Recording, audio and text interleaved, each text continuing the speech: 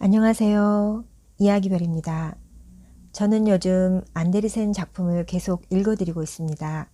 인어공주나 눈의 여왕처럼 널리 알려진 작품도 원작 완역으로 읽어드리고 조금 덜 알려진 작품이지만 꼭 읽어드리고 싶은 작품들을 골라서 읽어드리고 있습니다. 오늘 작품은 그림자입니다. 그림자는 분열된 자아로 보기도 하죠. 이 작품은 작가의 작품 세계의 전환점이 되어준 작품이라고 합니다. 제가 읽고 있는 책은 어른을 위한 안데르센 동화 전집이고 출판사는 현대지성사, 옮긴 이는 윤후남 님입니다. 이렇게 좋은 이야기를 제가 쉽게 읽을 수 있도록 만들어주신 분들께 깊은 감사를 드립니다. 여러분의 구독과 좋아요는 저에게 커다란 힘이 됩니다. 그림자. 태양이 이글거리는 더운 나라 사람들은 누구나 마호가니 나무처럼 짙은 갈색 피부를 가지고 있다. 그러니까 지구상에서 가장 더운 나라에 사는 사람들은 피부가 검은 흑인들이다. 추운 북부지방에서 온 한 학자가 더운 나라로 여행을 갔다. 처음에 학자는 고향에서처럼 자유롭게 바깥으로 돌아다니려고 생각했다. 그러나 곧 그런 생각을 포기해야 했다. 생각이 있는 사람이라면 누구나 그러듯이 그 학자도 창문을 꼭 닫고 하루 종일 집에서 지내야 한다는 것을 알게 되었던 것이다. 집에 사람이 없거나 모두가 잠든 것처럼 말이다. 학자가 사는 좁은 골목에 있는 집들은 매우 높았다. 그래서 아침부터 저녁까지 태양이 하루 종일 내리비쳐 찌는 듯이 무더웠다. 추운 나라에서 온 학자는 젊고 똑똑했지만 찜통 속에 앉아있는 것 같은 더위를 어쩌지는 못했다. 학자는 더위에 지치고 여위어서 날이 갈수록 뼈가 앙상해졌으며 마침내는 그의 그림자까지도 쭈그러들어 고향에 있을 때보다 훨씬 작아졌다. 그러더니 태양이 아예 그림자를 데려가 버려 태양이 지고 난 저녁이 되어야 비로소 그림자가 보이곤 했다. 학자는 그림자를 보는 것이 커다란 즐거움이었다. 빛이 방으로 들어오면 그림자는 벽 위로 길게 누웠다가 천장까지 몸을 길게 늘어뜨리곤 하였다. 다시 힘을 얻기 위해서는 길게 누워 있어야 했던 것이다. 학자도 가끔 발코니에 나가 큰 대자로 눕곤 했다. 그곳에 누워 맑은 하늘에 총총이 박혀있는 아름다운 별들을 보면 절로 기운이 나는 것 같았다. 그 시각이 되면 거리에 있는 발코니에는 사람들이 모두 나와 있었다. 더운 나라에서는 창문 앞에 발코니가 있어 그곳에서 신선한 공기를 마실 수 있도록 되어 있으며 더위에 익숙한 사람들도 신선한 공기가 필요했기 때문이다. 그때가 되면 거리는 생동감이 넘쳐 흘렀다. 구두장이고 양복장이고 모든 사람들이 거리로 쏟아져 나왔으며 사람들은 탁자와 의자를 거리에 내놓고 촛불을 켜고 얘기도 하고 노래도 부르며 즐거운 한때를 보냈다. 산책을 하는 사람이 있는가 하면 마구에 달린 방울을 딸랑딸랑 울리며 노새를 몰고 가는 사람도 있었다. 그리고 엄숙한 음악과 교회 종소리와 함께 장례 행렬이 지나가는 것도 볼 수 있었다. 거리에는 그야말로 온갖 삶의 형태가 펼쳐졌다. 그러나 외국에서 온 학자가 살고 있는 집 건너편 집만은 아주 조용했다. 그 집 발코니에 아름다운 꽃들이 뜨거운 햇빛을 받으며 활짝 피어 있는 것으로 보아 그 집에 누군가 살고 있는 것은 분명했다. 물을 주고 정성껏 가꿔주는 사람이 없으면 그렇게 멋진 꽃이 필 수 없었을 것이기 때문이다. 저녁이 되면 그 집 발코니로 통하는 문이 반쯤 열리고 어두운 방 안에서 음악이 흘러나왔다. 외국에서 온 학자의 귀에는 그 음악 소리가 매우 아름답게 들렸다. 하지만 그것은 그의 상상에 지나지 않을런지도 몰랐다. 학자의 눈에는 뜨거운 태양만 제외하고는 이곳에 있는 모든 것들이 아름다웠기 때문이다. 학자가 새들어 있는 집 주인은 건너편 집을 빌려서 살고 있는 사람이 누구인지 모른다고 했다. 그 집에 산 사람을 본 적이 없다는 것이었다. 그리고 흘러나오는 음악 또한 지루하기 짝이 없다고 덧붙였다. 누군가 어떤 곡을 연습하는데 잘 되지 않아 몇 번이고 되풀이하는 것 같아요. 늘 똑같은 곡이잖아요. 누군지는 몰라도 그렇게 연습하다 보면 결국 완벽하게 칠 수 있다고 생각하는 모양인데 난 그럴 것 같지 않군요. 아무리 연습해도 그렇게 되지 못할 거예요. 어느 날 밤 학자는 한밤중에 잠에서 깨어났다. 발코니로 통하는 문을 열어놓은 채 잠이 들어 커튼이 바람에 휘날렸다. 그런데 건너편 집 발코니로 아름다운 빛이 나오고 있었다. 마치 모든 꽃들이 화려한 불꽃으로 타오르는 것 같았으며 꽃 한가운데에는 호리호리하고 아름다운 처녀가 서 있었다. 학자의 눈에는 눈부신 빛이 바로 그 처녀에게서 나오는 것만 같았다. 바로 그때 학자는 잠에서 깨어나 눈을 번쩍 떴다. 학자는 침대에서 벌떡 일어나 살금살금 커튼 뒤로 다가가 밖을 내다보았다. 그러나 처녀는 보이지 않았다. 처녀와 함께 밝은 빛도 사라지고 없었으며 꽃들은 예전처럼 발코니에 예쁘게 피어 있었지만 불꽃처럼 화려하진 않았다. 발코니로 통하는 문이 살짝 열려 있어 방 안에서 흐르는 감미롭고 아름다운 음악이 들려왔다. 학자는 그 음악을 듣자 너무도 황홀하여 마치 마법에 걸린 듯 하였다. 저곳엔 대체 누가 살고 있을까? 현관은 어딜까? 1층 거리와 골목에는 상점이 줄지어 있어 1층에 현관이 있을 리 없었다. 그러던 어느 날 저녁, 학자는 발코니에 앉아 있었다. 등불은 그 뒤쪽에 있는 방에서 타오르고 있었기 때문에 학자의 그림자는 당연히 건너편 집 벽에 드리워졌다. 그림자는 발코니에 있는 꽃들 사이에 앉아 있다가 학자가 움직일 때마다 같이 움직였다. 저 건너편에 보이는 것 중 살아있는 것이라곤 내 그림자뿐인 것 같아. 꽃들 사이에 앉아 있으니 기분이 좋은가 보군. 자, 문이 살짝 열려 있으니 집 안으로 들어가서 안을 살펴본 다음 무엇이 있는지 내게 얘기해 줘야지. 그래야 네가 쓸모있지. 학자는 농담 삼아 그림자에게 이렇게 말했다. 자, 착하지. 안으로 들어가야지. 학자는 이렇게 중얼거리며 그림자에게 고개를 끄덕였다. 그러자 자연히 그림자도 고개를 끄덕였다. 이제 가봐. 하지만 완전히 가버리면 안 돼. 학자가 일어서자 건너편 발코니에 있는 그림자도 일어섰다. 그리고 학자가 몸을 돌리자 그림자도 몸을 돌렸다. 하지만 누군가 조금만 주의 깊게 살펴봤다면 건너편에 있는 그림자가 살짝 열린 문 안으로 들어가는 것을 보았을 것이다. 학자가 자기 방으로 들어가 긴 커튼을 내렸을 때 말이다. 다음 날 아침 학자는 밖으로 나와 커피를 사 마시고 신문을 사서 읽었다. 뭐 이래? 내 그림자를 잃어버렸는데 그에 대해선 한마디도 없다니. 내 그림자가 어제 저녁에 사라져서 아직까지 돌아오지 않았다고. 정말 화가 난단 말이야. 학자는 햇볕을 받으며 서서 큰 소리로 말했다. 학자는 무척 속상했다. 그림자가 가버렸기 때문이 아니라 그림자 없는 사람에 대한 이야기가 떠올랐기 때문이다. 그의 고향인 추운 나라에서는 누구나 그 이야기를 알고 있었다.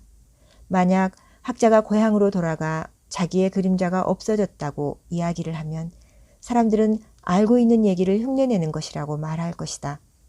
학자는 그런 말을 듣고 싶지 않았다. 그래서 그림자 이야기를 꺼내지 않기로 마음먹었다. 그것은 참 현명한 생각이었다. 저녁이 되자 학자는 등불을 바로 자기 뒤쪽에 갖다 놓고 다시 발코니로 나갔다.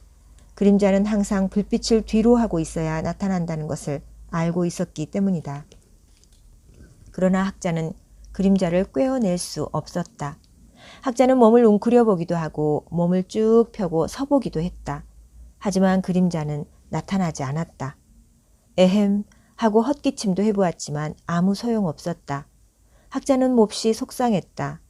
따뜻한 나라에서는 모든 것이 빨리 자란다.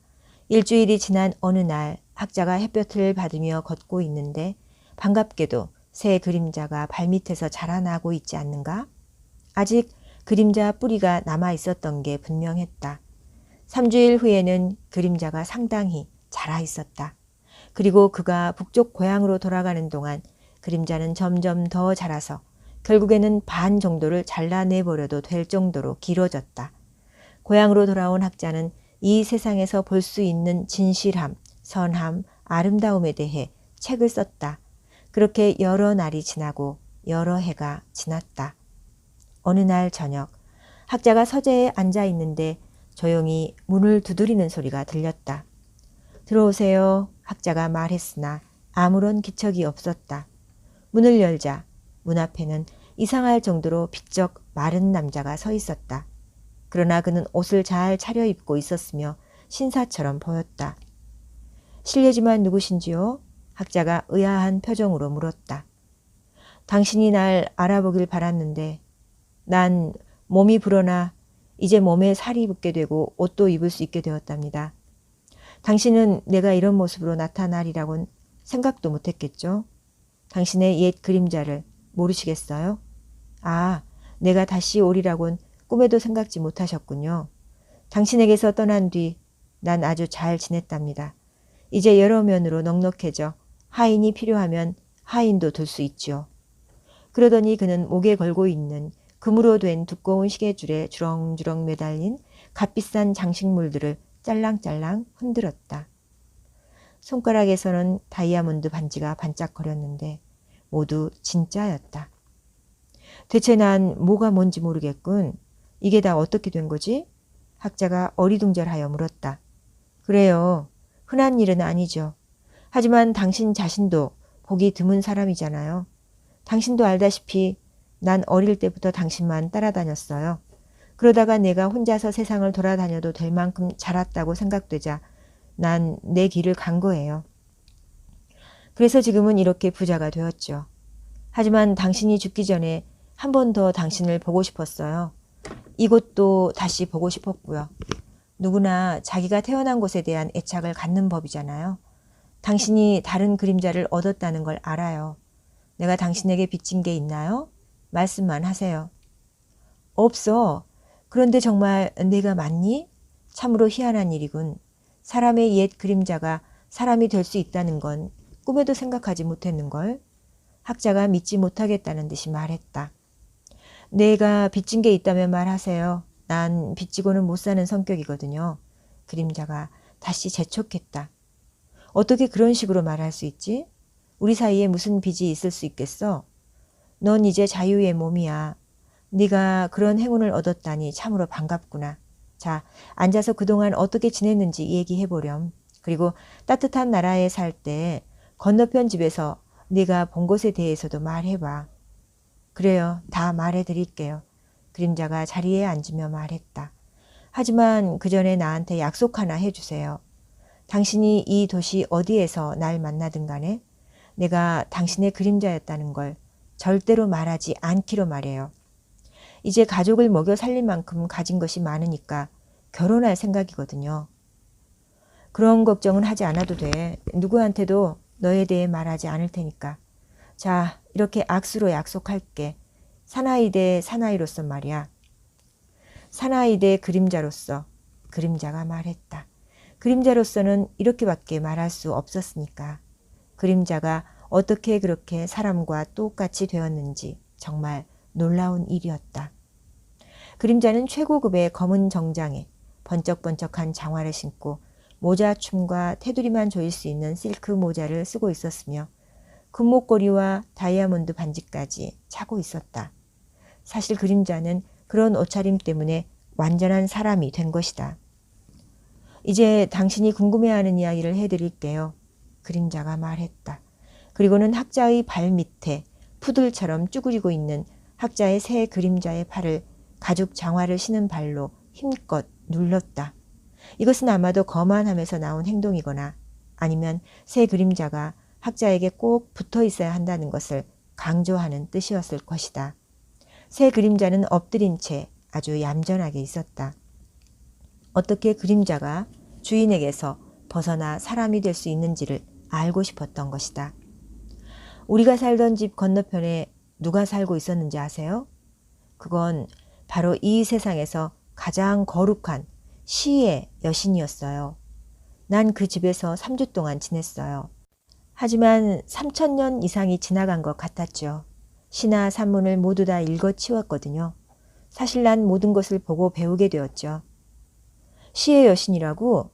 맞아. 그 여신은 거대한 도시에서 세상을 등지고 살고 있지. 시의 여신. 그래. 너무 졸려서 눈꺼풀이 무겁게 감길 때 잠깐 그녀를 본 적이 있어. 그녀는 불꽃과 같은 꽃들에 둘러싸여 발코니에서 북극 광처럼 내게 빛을 던졌지. 어서 얘기해봐.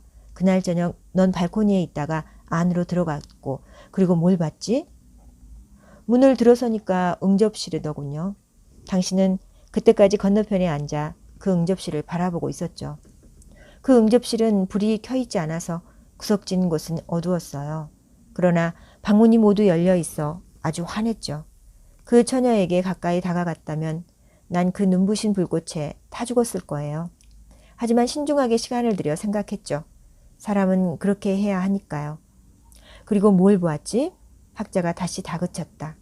이제 본 걸 다 말해드릴게요. 하지만 그 전에 부탁이 있어요. 이건 내가 거만해서가 아니에요.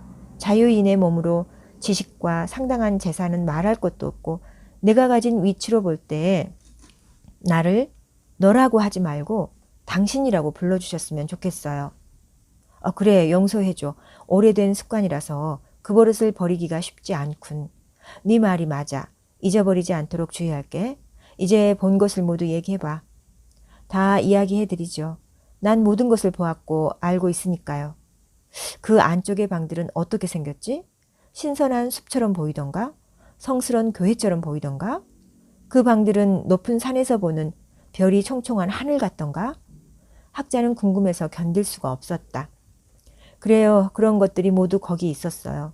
난 안쪽으로 깊숙이 들어가지 않고 어슴푸레한 응접실에 있었지만 시의 여신의 안마당에서 일어나는 일을 모두 보고 들을 수 있었죠.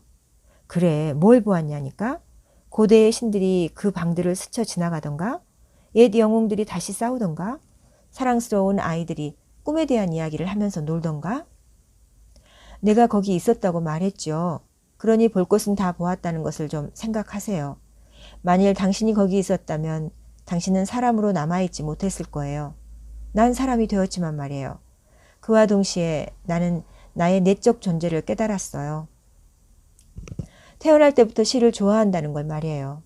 당신과 함께 있을 때는 그걸 깨닫지 못했어요. 하지만 당신도 아실 거예요. 태양이 뜨고 질 때 내가 아주 커지고 달빛 속에서는 오히려 당신보다도 더 또렷하게 보인다는 걸요. 하지만 그때는 나의 참모습을 몰랐죠. 그런데 바로 그 응접실에 들어서자 나의 참모습이 나타났어요. 난 사람이 된 거죠. 완전히 성숙해졌다고요. 하지만 그때는 이미 당신이 그 따뜻한 나라를 떠나고 없었죠. 난 사람으로서 장화도 옷도 없이 다니는 게 부끄러웠어요. 사람들이 갖춰야 할 거칠의 말이에요. 그래서 나름대로 생각을 해봤죠. 당신한테 다 말할 수 있어요. 당신은 이 얘기를 책으로 쓰지 않을 테니까요. 난 요리하는 여자의 외투 안에서 숨어 지냈어요. 하지만 그 여자는 자기 외투에 숨어 있는 것에 대해 별로 생각하지 않더군요. 난 저녁이 되면 밖으로 나왔어요. 달빛 쏟아지는 거리를 마구 달렸죠. 벽에 대고 꼿꼿이 서봤는데 등이 간지러운 게 기분이 아주 좋았어요. 여기저기 돌아다니며 높은 창문을 통해 방 안을 기웃거리다가 지붕 위로 올라가 보았죠. 난 아무도 볼 수 없는 것을 보았어요. 사실 누구나 봐둬야 하는 것이기도 했죠. 그곳에서 본 세상은 정말이지 형편없고 엉망이었어요. 사람이 특별한 존재만 아니라면 난 사람이 되고 싶지 않아요. 남편과 아내 사이에, 부모와 비길 데 없이 사랑스러운 아이들 사이에 있을 수 있는 가장 슬프고 불행한 광경을 보았죠. 사람들이 무척 알고 싶어 하지만 절대로 알 수 없는 것들을 보았어요. 바로 그들 이웃이 저지르는 나쁜 짓들 말이에요. 그런 글을 신문에 썼다면 잘 읽혔을 거예요. 하지만 난 신문에 싣는 대신 그 사람에게 직접 글을 썼죠. 그러자 내가 가는 곳마다 비상이 걸렸어요. 그들은 날 매우 두려워했지만 끔찍히 사랑해 주었죠.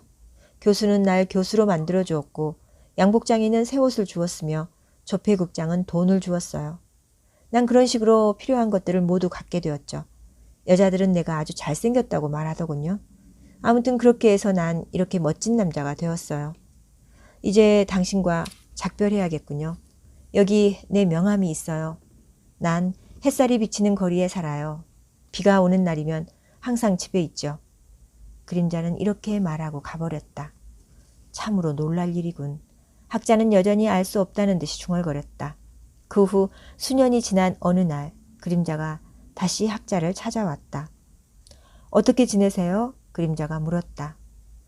아, 난 참됨, 선함, 그리고 아름다움에 대해서 글을 쓰고 있지. 하지만 아무도 그런 것에 귀를 기울이지 않는다네. 그래서 참으로 절망적이라네. 나 같으면 그러지 않겠어요. 난 편히 잘 먹고 잘 살고 있어요. 누구나 그래야 해요. 당신은 세상을 몰라요. 당신은 세상 걱정을 하며 혼자 끙끙거리다 병들고 말 거예요. 당신에겐 여행이 필요해요. 올여름에 여행을 떠나려고 하는데 같이 가실래요? 함께 여행할 친구가 필요하거든요. 내 그림자로서 같이 여행하는 건 어때요? 당신과 함께 갈 수 있다면 매우 즐거울 거예요. 내가 여행 경비를 지불할게요. 멀리 갈 건가? 그거야 생각해 봐야죠. 아무튼 여행은 당신에게 아주 좋을 거예요. 당신이 내 그림자가 되어준다면 여행 경비는 모두 공짜예요. 그거 정말 우스꽝스럽군. 그렇지만 세상이 그런걸요. 뭐 세상은 변하지 않아요. 그림자는 이렇게 말하고 가버렸다. 학자는 하는 일마다 실패했다. 슬픔과 근심이 그를 떠나지 않았다. 참됨, 선함, 아름다움에 관한 그의 얘기는 대부분의 사람들에게는 아무런 가치가 없었다. 돼지에게 진주를 던져준들 무슨 소용이 있겠는가. 실망한 학자는 결국 병이 들고 말았다. 당신은 정말 그림자처럼 보이는군요. 사람들은 학자에게 이렇게 말했다. 그럴 때마다 학자는 온몸이 오싹해지곤 했다. 자신도 그렇게 생각하고 있었기 때문이다. 그러던 어느 날 다시 학자를 찾아온 그림자가 말했다. 당신은 온천장에 가서 휴식을 좀 취해야 해요. 달리 방법이 없어요. 옛 정을 생각해서 내가 당신을 데려가 줄게요. 여행 경비는 내가 부담하겠어요. 여행하면서 글을 쓰세요. 우리가 즐길 수 있는 글 말이에요. 난 온천욕을 해야겠어요. 수염이 제대로 자라야 할 텐데 그러지를 않아서요.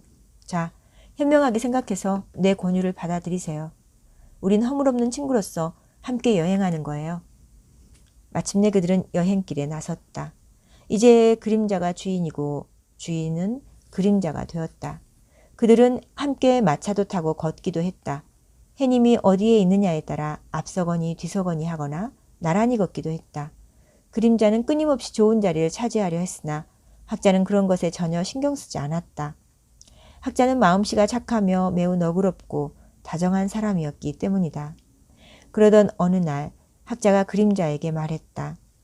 우린 어릴 때부터 함께 자랐고 이젠 함께 여행하는 친구가 되었으니까 우정을 위해 건배하는 게 어떨까? 그리고 서로에게 너라고 부르기로 하고 말이야. 참으로 솔직하고 호의적이시군요. 지금은 주인이 되어 있는 그림자가 말했다. 나도 솔직하고 호의적으로 한마디 하겠어요. 당신은 학자로서 사람의 본성이 얼마나 불가사의한지 알 거예요. 갈색 포장지 냄새가 역겨워서 구역질하는 사람이 있는가 하면 못으로 유리를 긁으면 온몸에 소름이 끼친다는 사람도 있죠. 누가 나한테 너라고 하는 소리를 들으면 그런 느낌이 들어요. 당신의 그림자로 있었을 때처럼 기가 죽어요. 이건 자존심 문제가 아니라 기분 문제라는 걸 잘 알 거예요. 당신이 나한테 너라고 부르는 걸 참지 못하겠어요. 하지만 난 당신에게 기꺼이 너라고 부르겠어요. 그러니까 당신이 원하는 것이 반은 이루어진 거죠. 그림자는 이렇게 말하고는 옛 주인을 너라고 불렀다. 난 상대에게 당신이라고 하는데 상대는 나한테 너라고 한다니 참 너무하군. 학자는 화가 치밀었다. 그러나 달리 도리가 없었다. 그들은 낯선 사람들이 많은 온천에 도착했다. 그곳에는 아주 아름다운 공주도 있었다. 공주는 사람들을 너무 날카롭게 쳐다보는 병이 있어 보는 사람마다 불편해했다. 공주는 그림자를 보자 다른 사람들과는 전혀 다르다는 것을 금방 알아차렸다. 사람들은 그가 수염을 기르려고 온천에 왔다고 하지만 난 진짜 이유를 알아. 그는 그림자를 드리울 수 없는 거야. 공주는 사람에게 그림자가 없다는 것이 매우 의아했다. 그러던 어느 날 공주는 산책을 나갔다가 그 낯선 신사와 이야기를 나누게 되었다. 그녀는 임금의 딸이었기 때문에 여러 가지 번거로운 절차를 생략하고 바로 그림자에게 말을 걸었다. 그림자도 지지 않고 말했다. 이제 공주님 병이 낫는 중이군요. 공주님께서는 사람을 너무 잘 꿰뚫어 보는 것이 병이라지만 저에 대해 하시는 말씀을 들어보니 이제 확실히 나으신 것 같습니다. 저는 아주 보기 드문 그림자를 갖고 있답니다. 항상 내 옆에 붙어 다니는 사람을 보지 못했나요? 자신이 입은 옷보다 더 좋은 옷을 하인들에게 입히는 것처럼 저도 제 그림자에게 사람같이 옷을 입혔답니다. 그에게 그림자까지도 준걸요. 돈이 많이 드는 일이지만 난 특별한 것을 좋아하거든요. 그 말을 들은 공주는 이렇게 생각했다. 어떻게 된 거지? 내 병이 정말 나은 걸까? 이 온천은 최고야. 요즘 물은 정말 신비한 힘을 가지고 있다니까. 하지만 아직 이곳을 떠나지 않을 테야. 이제야 재미있어지기 시작하니까 말이야.